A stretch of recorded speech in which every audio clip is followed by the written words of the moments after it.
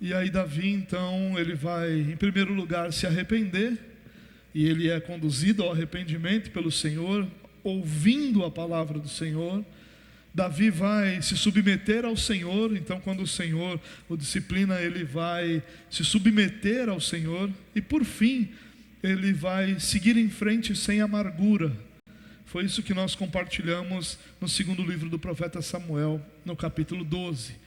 Hoje nós vamos olhar para esse texto mais uma vez, porém eu quero compartilhar com você o olhar desse texto pela ótica do Senhor.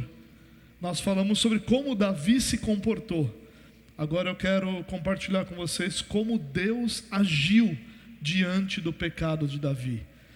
Nós não podemos esquecer que o capítulo 12 do segundo livro do profeta Samuel é o capítulo posterior ao momento que eu brinco dizendo que é o momento mais sombrio da vida de Davi, quando Davi então cai em pecado, se relaciona com uma mulher casada, a engravida, para tentar esconder o seu pecado, traz o seu marido que estava em guerra, para que ele se deitasse com ela, e ela pudesse então ter o filho que fosse reconhecido como filho desse homem, e não de Davi, do seu próprio marido, e não de Davi.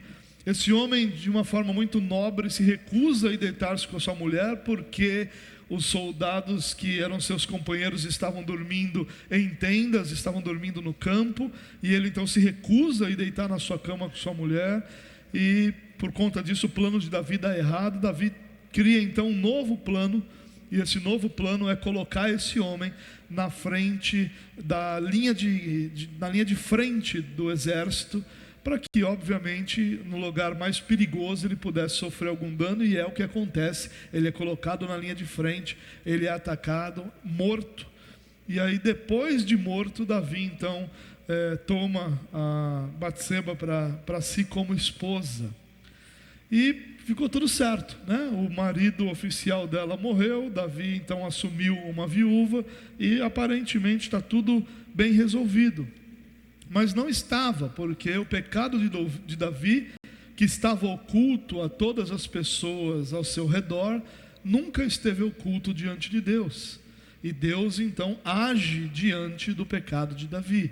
E como eu disse 2 semanas atrás, essa mensagem inclusive está no nosso canal do YouTube, caso você queira acompanhar, nós falamos sobre como Davi se comporta a partir do momento que ele é confrontado, e como ele age, e como a ação de Davi vai acontecendo à medida que Deus vai restaurando. E eu, como disse, hoje quero falar sobre o amor restaurador, como Deus agiu com Davi e como Deus age com o seu povo diante do pecado. Então, imagine que nós vimos sob a ótica de Davi todo esse acontecimento e como ele se conduziu, e hoje nós queremos olhar sobre a ótica do Senhor, como o Senhor agiu e como o Senhor trabalhou na vida de Davi. Então eu quero ler com você 2 Samuel capítulo 12, convidar você a manter a sua Bíblia aberta ou o seu celular ligado, caso seja o celular que você utiliza, para que nós possamos depois seguir lendo os textos. Então, diz assim, 2 Samuel capítulo 12. O Senhor enviou Natã era um profeta enviado por Deus a Davi. E Natã foi falar com Davi e lhe disse, e aí ele conta uma história. Havia numa cidade 2 homens, um rico e outro pobre.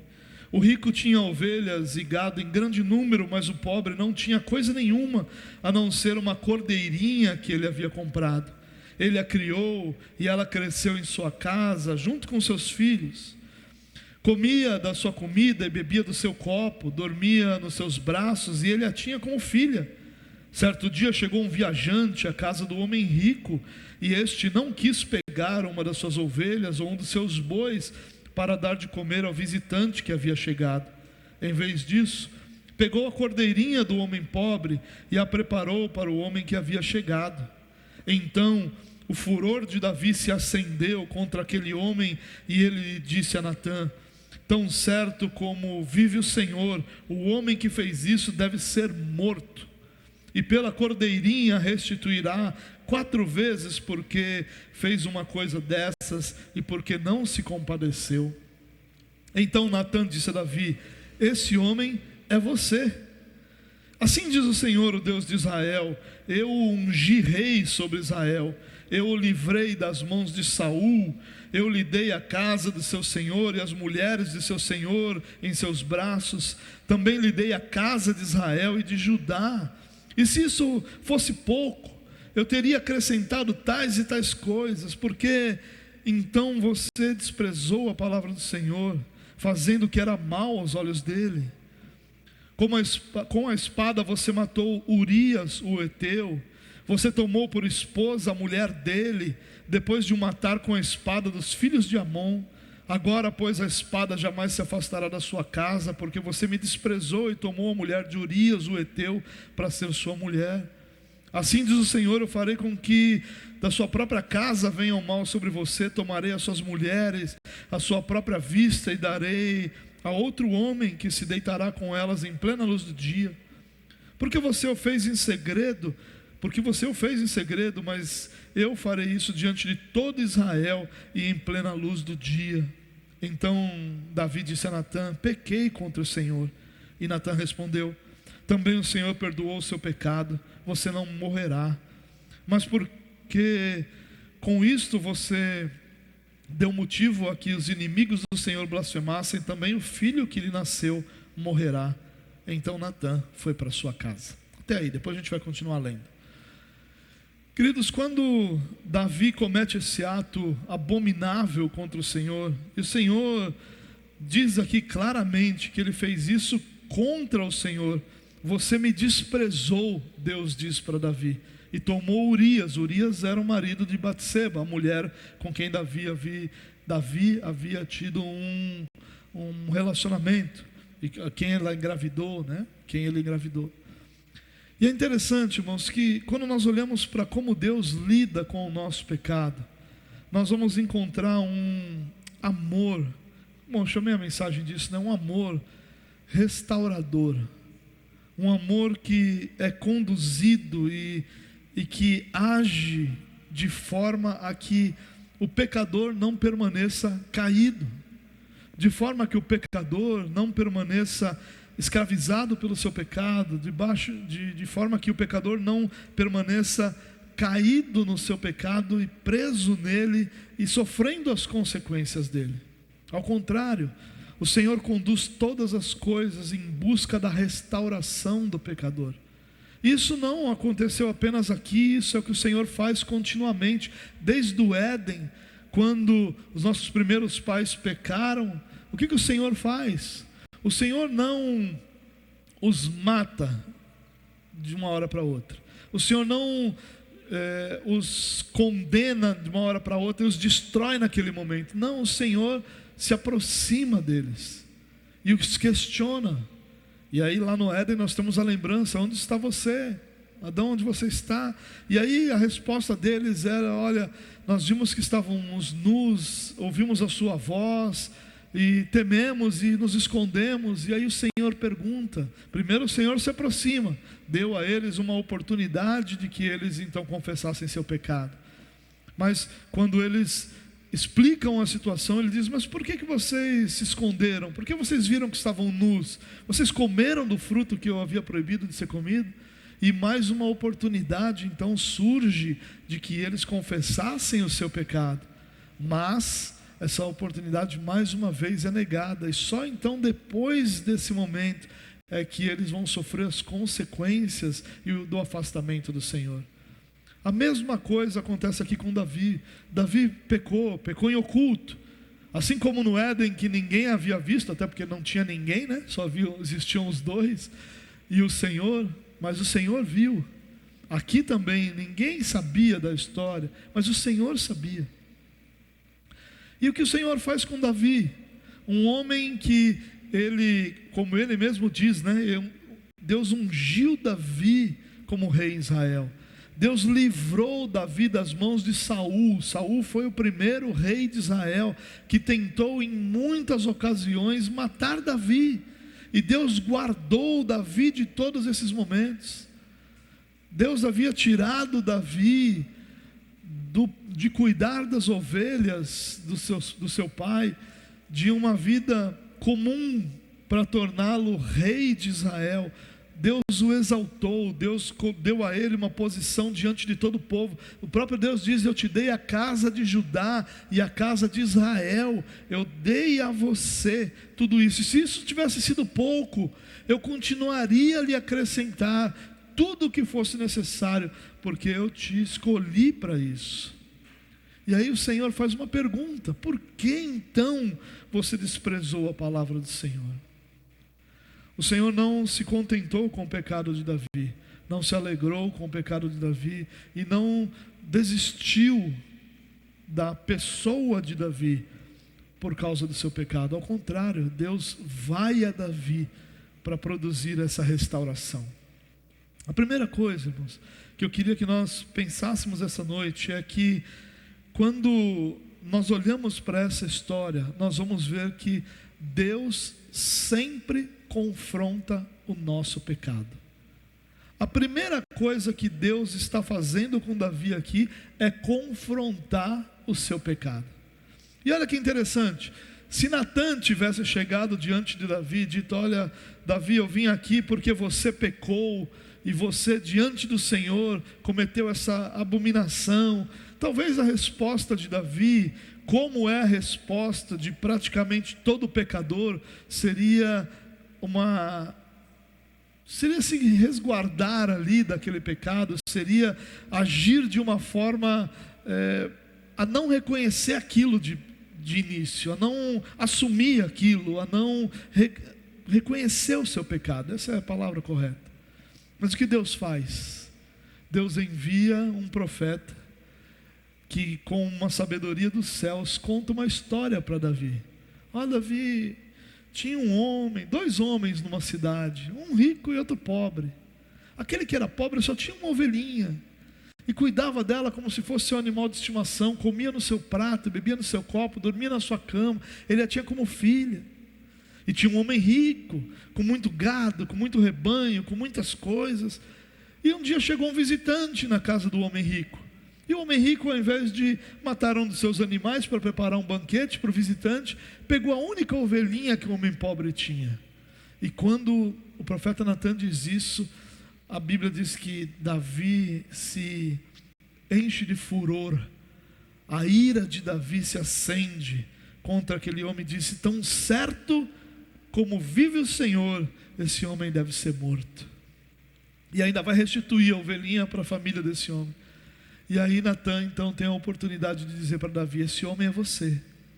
E aí vem o discurso do Senhor: eu te tirei de onde eu te tirei, te fiz rei, dei tudo o que você precisava, continuaria a te dar tudo o que você precisava, e você desprezou a mim.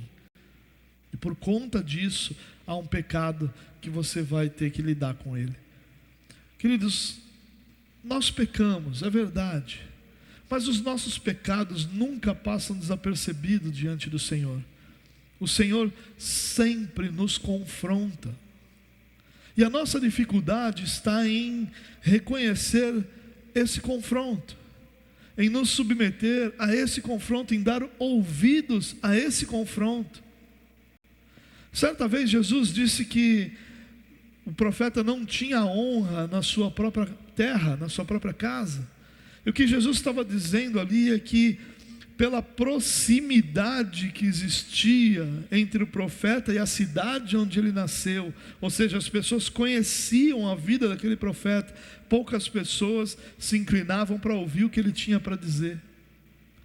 E muitas vezes nós não estamos ouvindo o confronto do Senhor exatamente pela proximidade, porque são pessoas próximas que estão fazendo esse confronto, são nossas esposas, ou os maridos das esposas, às vezes os nossos pais, às vezes pessoas próximas de nós, e nós temos uma tendência a não dar ouvidos a essas pessoas, porque nós sabemos como elas também são pecadoras, como elas também sucumbem ao pecado em alguns momentos, como elas também não vencem o pecado em todas as questões. Mas o mais importante aqui, irmãos, é nós termos essa consciência de que o nosso pecado sempre é confrontado pelo Senhor.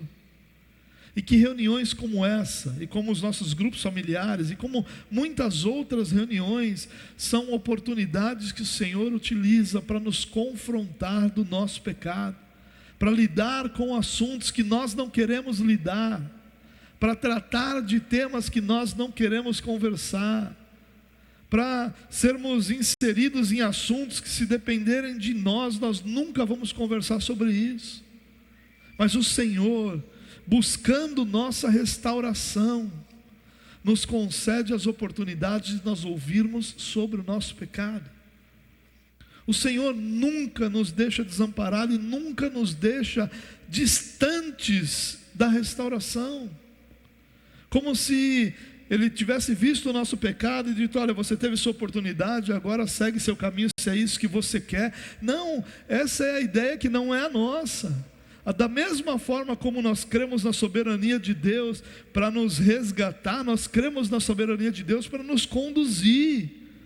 Assim como nós cremos que nenhum de nós tem a capacidade para ir a Deus por si só, nós somos conduzidos pelo próprio Deus a si mesmo, nenhum de nós tem a capacidade de nos mantermos no Senhor, é o próprio Senhor quem nos sustenta diante dEle. E quando nós caímos em nossos pecados, não há alegria, não há satisfação no Senhor em nos deixar caídos. Ao contrário disso, o Senhor nos põe no caminho da restauração. O Senhor nos faz trilhar esse caminho para que nós sejamos restaurados, para que a nossa queda não seja total e definitiva, mas para que nós sejamos restaurados e colocados em pé. O Senhor faz isso, e é o que o Senhor fez com Davi, e é o que o Senhor está fazendo conosco todos os dias da nossa vida. A cada palavra que nós lemos, a cada palavra que nós ouvimos, a cada devocional, a cada pregação, a cada conversa, Deus tem levantado pessoas para confrontarem o nosso pecado e nos conduzirem ao arrependimento. Mas muitas vezes o nosso comportamento é como o comportamento de Saul, que foi confrontado não pelo profeta Natã, mas pelo profeta anterior. O rei anterior tinha um profeta anterior, né? O rei anterior a Davi é Saul, e o profeta anterior a Natã é Samuel. E o profeta Samuel também vai confrontar Saul quando Saul pecou. O pecado de Saul não era o pecado do adultério, como foi o pecado de Davi, era o pecado da desobediência. Deus havia dito a ele que deveria atacar um determinado local e povo e destruir tudo, e ele fez de uma outra forma para ser exaltado, para ter recursos, para agradar os homens que foram com ele nessa batalha. E então o Senhor envia Samuel para confrontá-lo, dizendo: olha, o Senhor não mandou destruir tudo? Por que eu estou ouvindo o som de animais e o som de festa? Aí ele diz: não, foram os homens que pegaram alguns animais para sacrificar ao Senhor, eu permiti que eles pegassem ali os recursos para honrá-los pela batalha, como se ele tivesse ali administrado uma coisa. E Samuel é muito claro em dizer para Saul: olha, Saul, Deus tem muito mais prazer na obediência do que nos sacrifícios. Esses animais que vocês separaram para sacrificar, Deus não está interessado nisso. Deus busca obediência. E aí Saul é confrontado, e a resposta de Saul a esse confronto não é: pequei contra o Senhor. É: tá bom, entendi, agora me honra diante dos homens, vamos lá, desfile comigo para que eu seja honrado por causa dessa vitória que o Senhor nos concedeu. Ele não deu ouvidos.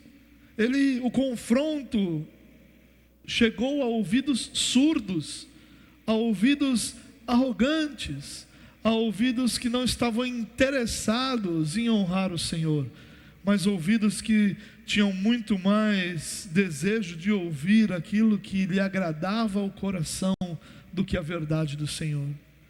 E esse é o grande perigo da nossa vida quando nós somos confrontados. O nosso medo não é que o Senhor nos abandone, nós não temos esse medo. Se você tem esse medo, irmão, você não entendeu o que o Senhor fez contigo. Você não entendeu que Ele te regenerou, que Ele te adotou, e que isso nunca mais vai produzir um abandono. O Senhor nunca vai te abandonar. Esse medo nós não devemos ter. O nosso medo é outro. O nosso medo é que o confronto de um Senhor que nunca nos abandonará encontre ouvidos surdos para a voz do Senhor. Esse é o nosso temor. É que os nossos ouvidos estejam fechados para quando o Senhor nos confrontar. E ao invés de nós nos arrependermos dos nossos pecados e sermos curados e restaurados, nós continuarmos em nossos pecados, orgulhosos, arrogantes e satisfeitos com nossa própria vida. Esse é o meu temor. Meu temor não é que o Senhor vai deixar de me confrontar. Meu temor não é que o Senhor vai me abandonar. Olha, Marioto, você pecou tanto que eu estou te largando aí, esquece, não quero mais. Eu não tenho esse temor, porque o sacrifício de Cristo cobriu a minha multidão de pecados. Não um ou outro, mas a multidão de pecados que está sobre a minha vida. Eu não tenho esse temor. Meu temor é que quando o Senhor levantar os seus profetas, ou quando o Senhor falar conosco nas Escrituras, ou quando eu escutar um devocional, uma pregação, um conselho, essa palavra encontre ouvidos surdos, e ao invés de ser conduzido ao arrependimento, eu permaneça satisfeito em meus pecados, buscando os meus próprios interesses. É isso que Saul fez. E esse deve ser o seu temor, meu irmão. Se esse não é o seu temor, isso pode ser um sinal de que teu coração está satisfeito demais com a realidade da sua vida e orgulhoso demais com o que você já alcançou.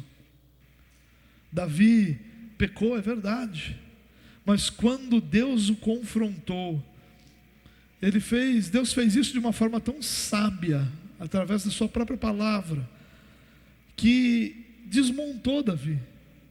E Davi então diz automaticamente, ele não tem nenhuma outra palavra para ser dita senão pequei contra o Senhor. Ele, de forma, claro que o autor aqui está nos mostrando de uma forma dramática até, né? Ele vai direto nessa frase, pequei contra o Senhor. Não tem, mas olha, aconteceu isso, mas aquilo, mas eu tentei, mas eu lutei, mas olha, tem isso. Ele não disse, não, mas Deus me entende. Ele não disse nada dessas frases que nós gostamos de dizer.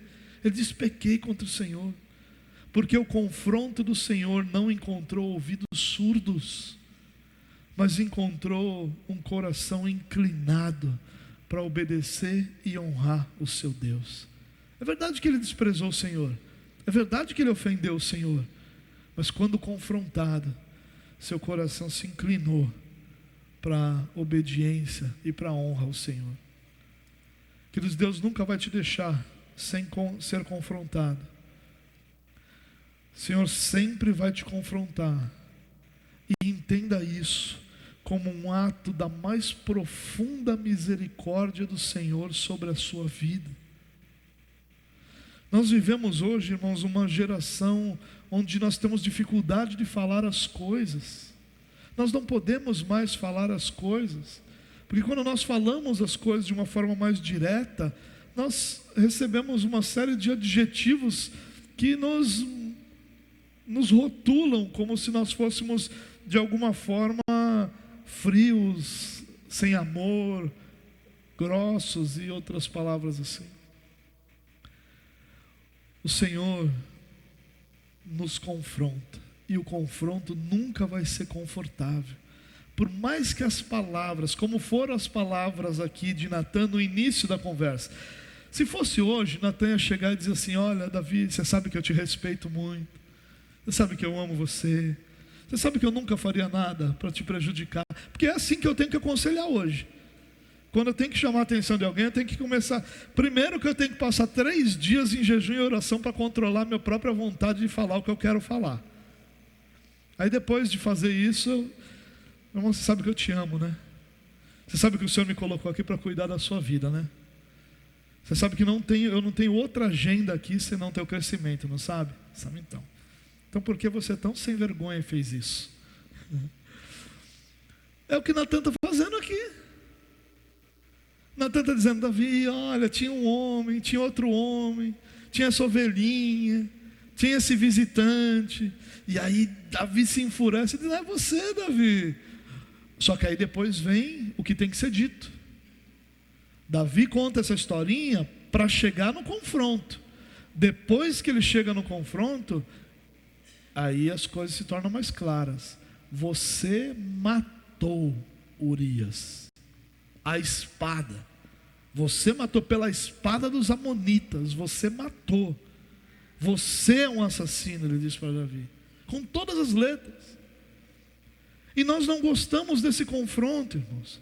Nós não gostamos. Nós gostamos que o nosso ego seja afagado. Você gosta de ouvir que Jesus te ama, que você valeu a pena, que Jesus lá na cruz olhou para você e disse: Pai, vale a pena, e morreu por você. Então é isso que você gosta.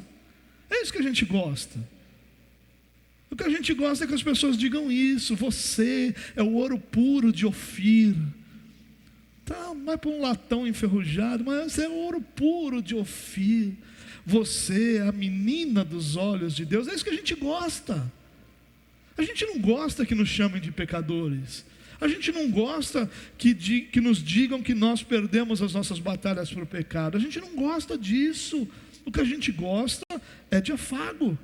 É claro que afago é bom. Quem não gosta de afago? Quem é que não gosta? Quem é que não gosta de ouvir: você está bonita, você está bem, você está... coisas boas? A gente gosta. Quem é que não faz uma comida e gosta de ouvir: olha que comida deliciosa, que bom, muito obrigado? Todo mundo gosta. Não tem nada de errado nisso. O problema é que quando você diz para alguém que está bonita e que a comida está boa, isso é verdade. Quando você diz para alguém que ele era o ouro puro de Ofir, isso é mentira. Quando você diz para alguém que ele é a menina dos olhos de Deus, isso é mentira. Quando você diz para alguém que Deus lá da cruz olhou para você e viu que valia a pena, isso é mentira. Porque o que moveu Cristo na cruz foi a obediência, não foi você.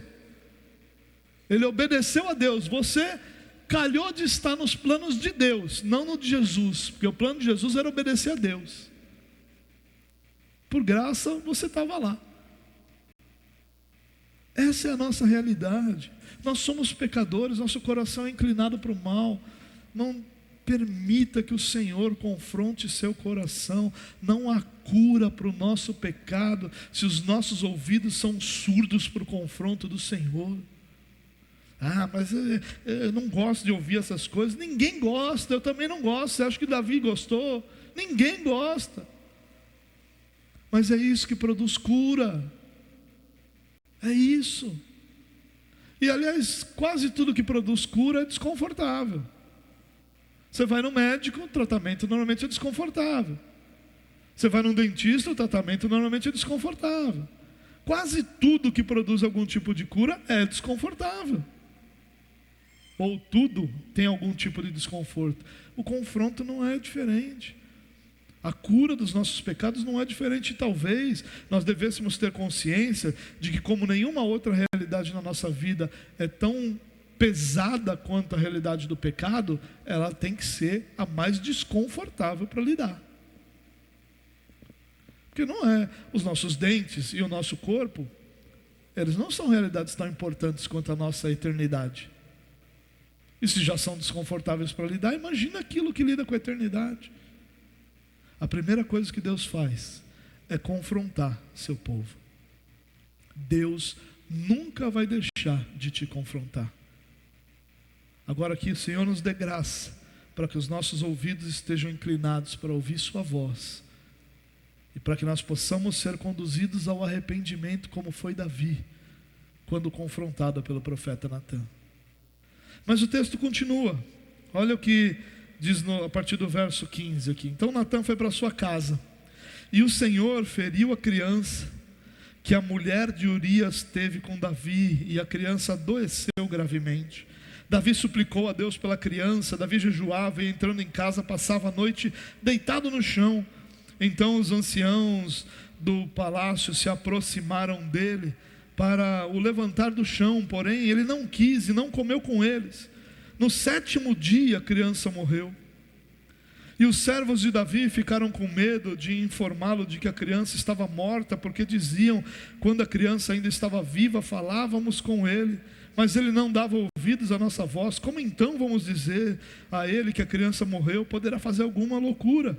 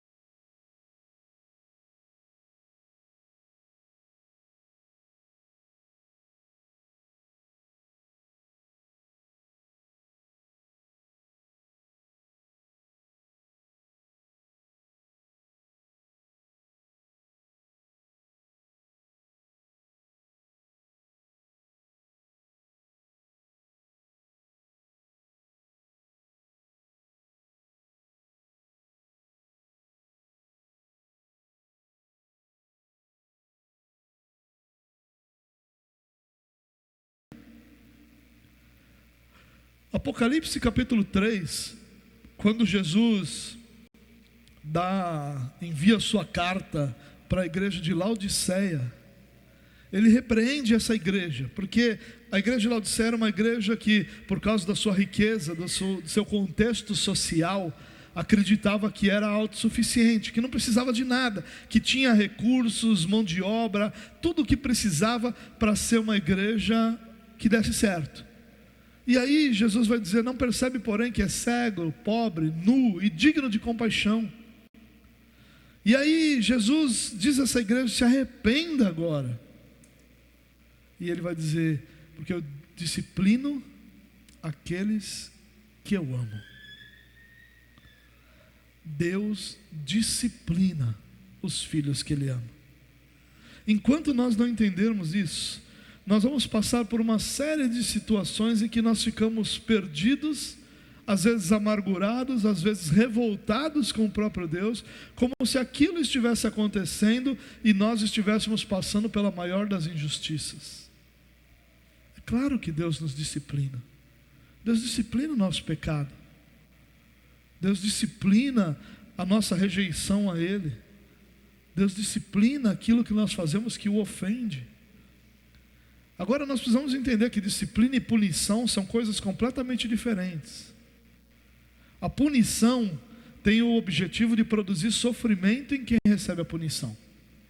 A disciplina tem o objetivo de produzir restauração, consciência, transformação. Essa é a ideia da disciplina. A ideia da disciplina é que, ao ser disciplinado, eu tenho a consciência do erro, tenho a consciência da consequência desse erro, e eu posso então ser restaurado e caminhar sem que aquele erro seja de novo uma pedra de tropeço para mim. Mas falar de um Deus que disciplina não é falar desse Deus que nós vemos por aí. O Deus que nós vemos por aí nos dá tudo o que a gente quer, não é? Não dá. Até o dinheiro que a gente contribui, ele multiplica 30 por 1, 60 por 1, 100 por 1. Veja só, é melhor que Bitcoin investir no reino de Deus. O nosso Deus que nós ouvimos em nossa geração é um Deus que nos dá tudo o que a gente quer. Se você sonhou, é porque Deus quer te dar. Não é isso que a gente ouve? A gente ouviu aí há poucos dias. Se você pode tocar, é porque Deus vai te dar. Você pode sonhar, se você pode experimentar, porque Deus vai te dar. Não. Moisés fez tudo isso com a terra prometida e nunca foi lá. Nunca. Vislumbrou toda a terra prometida. E Deus ainda leva num alto monte para que ele visse tudo aquilo. E ele viu tudo, ele viu a promessa concretizada com seus próprios olhos. Mas ele nunca pisou os pés na terra prometida. Nunca. Esse Jesus, que faz todas as coisas que nós queremos, que mima os seus filhos como se nós fôssemos uma geração de mimados, Ele não é o Deus das Escrituras. O Deus das Escrituras disciplina aqueles que Ele ama, corrige os que ama, conserta o coração daqueles que Ele ama. É claro que falar de uma disciplina tão pesada quanto essa que Davi sofreu aqui, é difícil, porque quando o Senhor fala sobre essa realidade, Ele está falando sobre uma criança, que de todos os envolvidos era a única que não tinha feito nada de errado.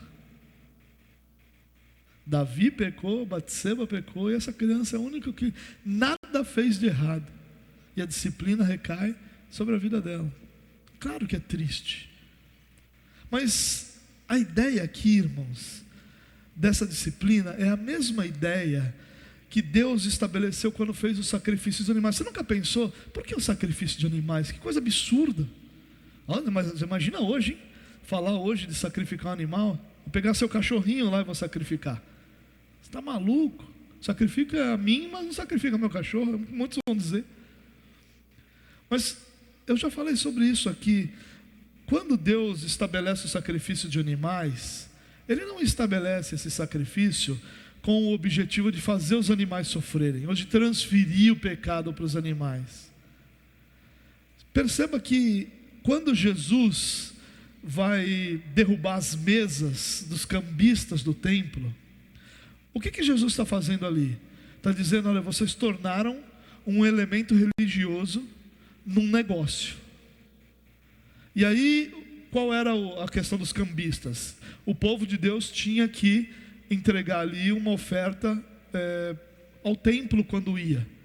E essa oferta deveria ser paga na moeda ali de Jerusalém.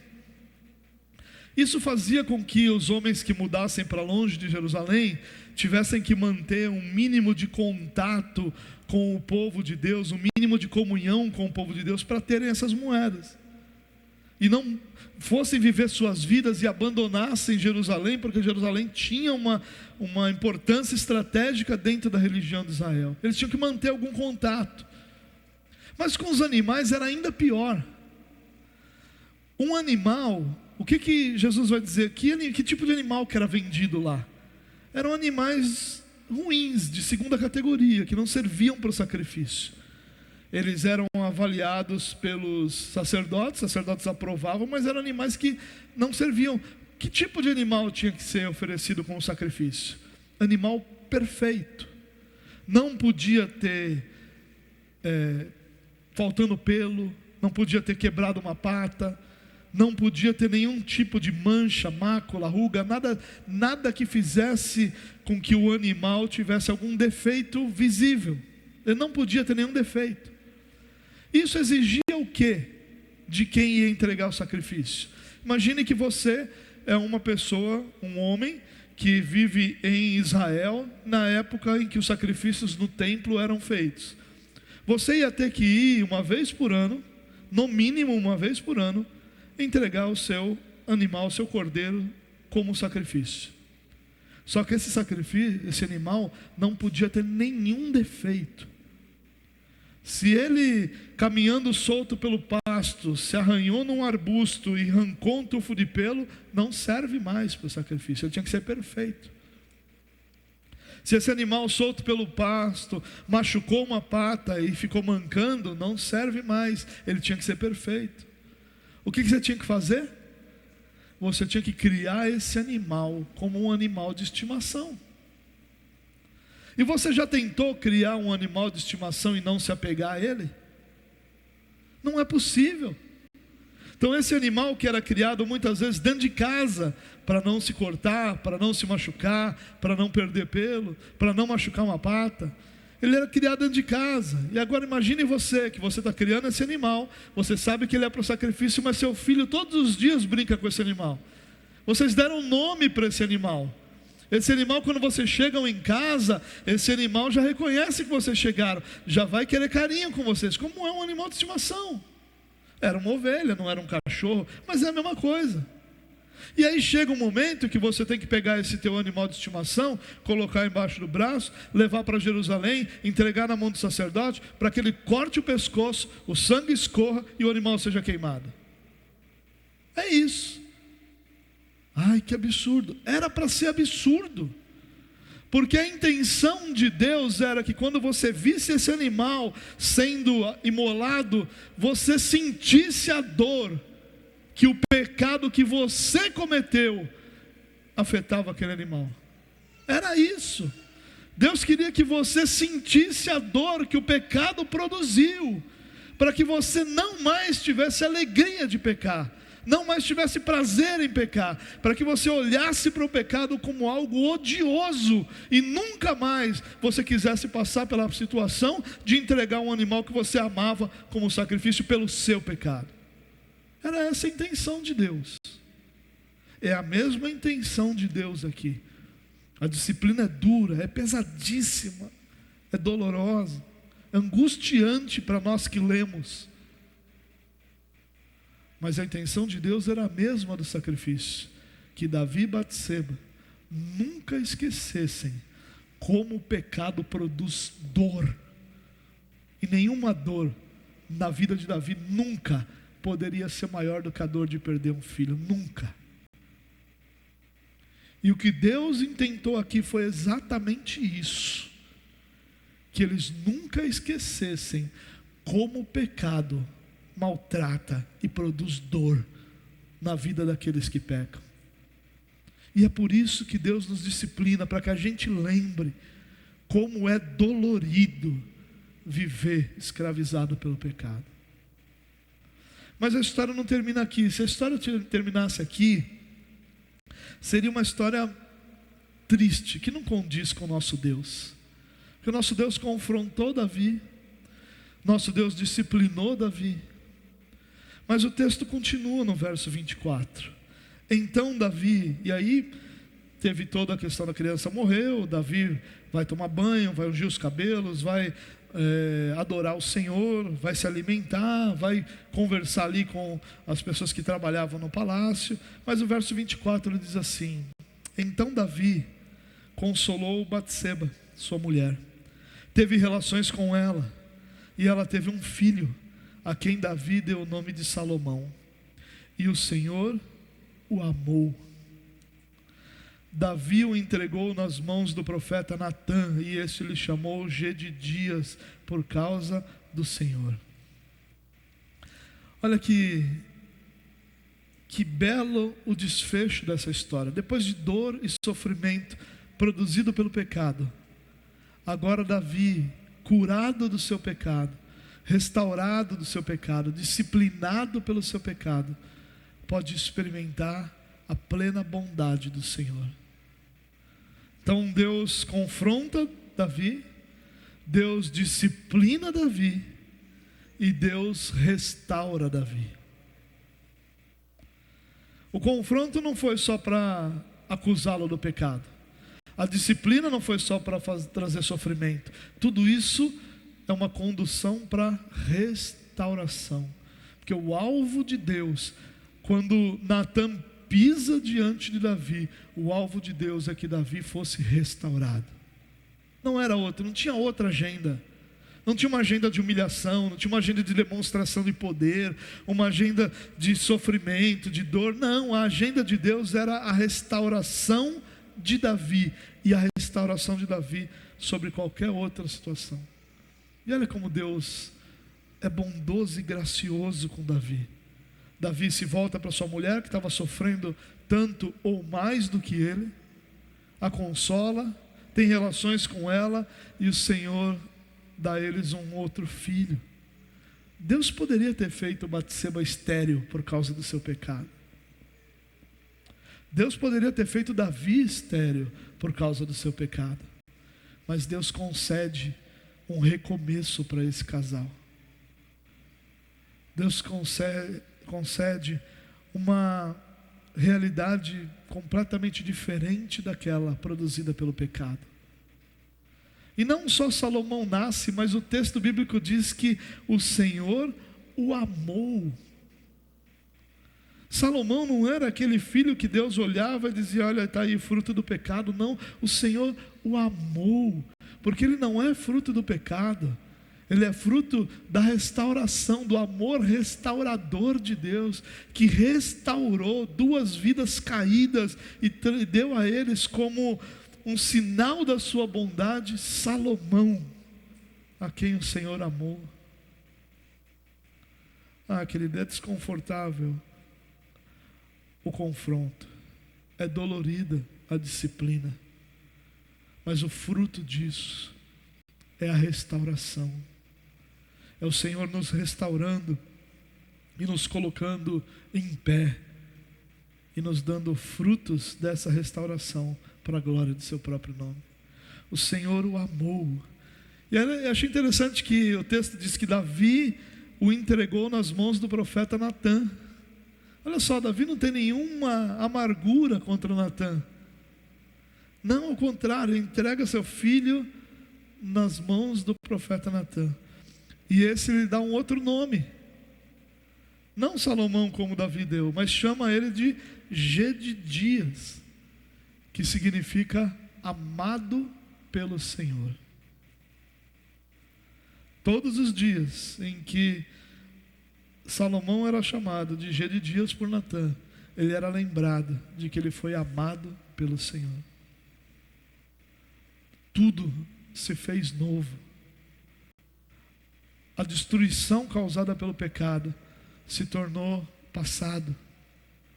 E eles tinham um presente dado pelo Senhor, concedido pelo Senhor, para que eles pudessem usufruir e experimentar a bondade e o amor de Deus através do dia de hoje. É claro que eles nunca esqueceram do que aconteceu, nem a dor da perda desse bebê deixou de existir, não. Mas eles puderam experimentar cada dia da vida deles debaixo da graça e da bondade do Senhor, porque o Senhor os havia restaurado, porque o Senhor havia amado o filho que eles tiveram, porque o Senhor deu a eles um olhar esperançoso para um futuro sempre debaixo do cuidado de Deus. Davi nunca ficou refém do seu pecado, porque o Senhor não permitiu isso. Davi não foi dominado pelo seu pecado mais do que o tempo em que o Senhor levou para confrontá-lo. E depois do confronto, depois da disciplina, há um novo tempo. Um tempo onde Deus restaurou a família, a história, a esperança e a espiritualidade de Davi. E Davi pôde então continuar vivendo diante do Senhor por todos os dias da sua vida.